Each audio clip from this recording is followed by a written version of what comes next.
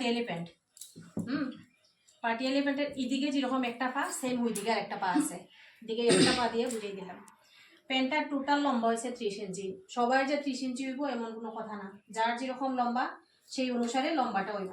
কোমর 34 ইঞ্চি, প্যান্টের লম্বা হয়েছে 30 ইঞ্চি, মুহুরিটা হয়েছে 12 ইঞ্চি। এই তিনটা মাপেই লাগবো শুধু পাটিয়ালি প্যান্ট করতে, এই তিনটা মাপেই লাগবে। একটা কোমরের মাপ, একটা লম্বার মাপ, আর একটা হচ্ছে মুহুরির মাপ। যে জায়গাটাতে পা ঢুকবো, প্যান্টের লম্বাটা যেখানে গিয়ে শেষ হইব এটা হচ্ছে মুহুরির মাপ। তো এই তিনটা মাপ লইলাম আমি। তিনটা মাপ লওয়ার পরে দেখো এখন আমি প্যান্টটা কাটতে বললাম।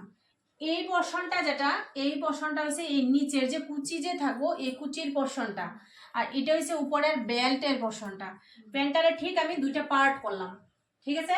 দুইটা পার্ট করার পরে উপরের যে পার্টটা এটা হচ্ছে বেল্টের পার্ট, ওইটা বুঝিয়ে দিব। ওইটা আগে বুঝিয়ে দিই। নিচের যে কুচির পার্টটা আগে বুঝিয়ে দিই।